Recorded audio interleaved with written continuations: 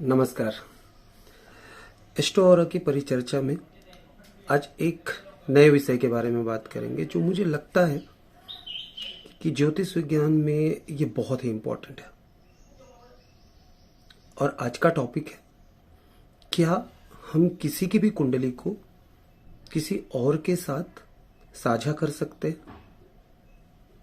किसी और की कुंडली को हम किसी और को बता सकते हैं?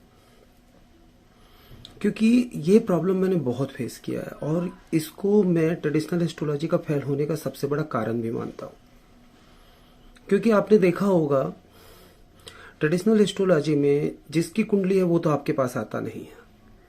मोस्टली उस शख्स से जुड़े हुए लोग आपसे आते हैं। जैसे बच्चों के प्रॉब्लम के लिए माँ आपके पास आती है, पति के प्रॉब्लम के लिए पत्नी आपके पास आती है। तो हमेशा आप देखोगे कि 90% केसेस में आपके पास वो शख्स होता ही नहीं है जिसकी आपके पास कुंडली है। तो आज का मेरा क्वेश्चन ये है, आज का टॉपिक मेरा ये है, क्या एज अ बीइंग एस्ट्रोलॉजर हमें किसी की भी कुंडली को किसी और के साथ साझा किया जा सकता है? क्या साझा करने से उसके उचित परिणाम मिलते हैं?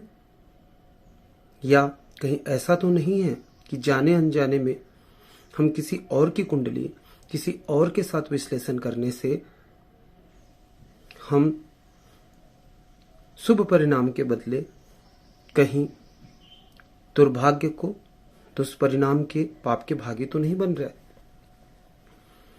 देखिए, जहां तक से मेरी समझ है, मेरी अपनी एक पर्सनल एक्सपीरियंस है एस्ट्रोलॉजी का, मुझे ऐसा लगता है कि ये कुंडली, ये बर्थ चार्ट जो होता है वो भी बहुत ही व्यक्तिगत, बहुत ही पर्सनल डॉक्यूमेंट होता है।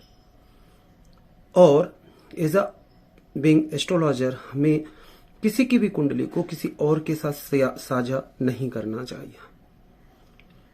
क्योंकि एस्ट्रोलॉजी बहुत बड़ी जिम्मेदारी का काम है।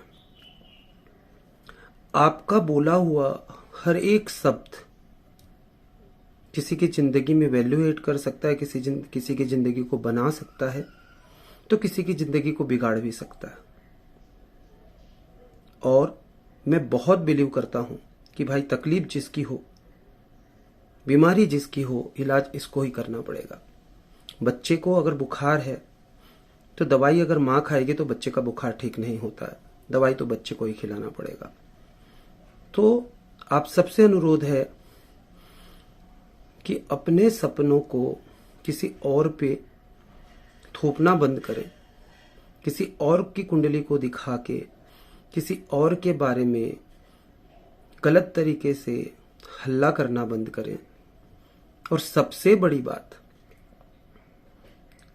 बहुत सारी जगहों पे आप जैसा चाहते हैं लोग आपके मन की बातें बोलेंगे और आपकी मन की बात को पूर्ण करने के लिए तरह तरह के उपाय करेंगे और आप ठगे जाओगे। तो आप खुद से सोचिए, जब भी आप बीमार पड़ते हो, जब भी आपको बुखार आता है तो दवाई आपको खाना पड़ता है, किसी डॉक्टर की दवाई खाने से तो आप ठीक होते नहीं हो। तो आप सोचो कि आप जिसकी कुंडली लेके आते हो उसके लिए अगर आप उपाय करते हो तो वो कैसे ठीक होगा? तो जिसकी कुंडली है उस शख्स को लेके आइए, क्योंकि सुधार उसी को करना है। अपनी जिंदगी के बारे में समझना भी उसी शख्स को है जिसकी कुंडली है, तो उसका उपस्थित होना जरूरी है। तो मैं इस प्रोटोकॉल को बहुत सख्ती से फॉलो करता हूं कि मैं किसी दूसरी की कुंडली को किसी दूसरे के साथ साझा नहीं करता हूं, क्योंकि हमारी एक छोटी सी बोली हुई बात किसी की जिंदगी को पूरी तरीके से अशांत कर सकता है, बर्बाद कर सकता है। एग्जाम्पल के लिए, जैसे फर्टिलिटी के केसेस आते हैं, मैं हमेशा बोलता हूं, जैसे मेडिकल साइंस में फर्टिलिटी के केसेस में मेल का चार्ट 70% मैटर करता है, 30% फीमेल मैटर करती है। वैसे एस्ट्रोलॉजी में भी जब फर्टिलिटी के केस आते हैं तो मेल का कुंडली पहले देखना चाहिए, फीमेल की कुंडली साथ में देखना चाहिए। अभी आप सोचो कि आप किसी तीसरे पर्सन से, जैसे पेरेंट के साथ, सास ससुर के साथ, किसी के साथ, ननंद के साथ आप किसी की फर्टिलिटी के केस के लिए गलती से अगर आपके मुंह से निकल गया कि इस लड़की के कुंडली में थोड़ी समस्या है, बच्चा गर्भ धारण करने में थोड़ी प्रॉब्लम हो सकती है, तो सोचो कि अगर वो परिवार समझदार ना हुआ तो उस बच्ची का जीना दुर्भर हो जाएगा। रोज दिन उसको ताना मारे जाएंगे कि इसका कुंडली खराब है इसलिए हमारा घर का कुल दीपक नहीं आ रहा है। तो इसलिए मैं आपको बोलता हूँ कि ये ज्योतिष विज्ञान जो है, एस्ट्रोलॉजी जो है, बहुत ही जिम्मेदारी का काम है।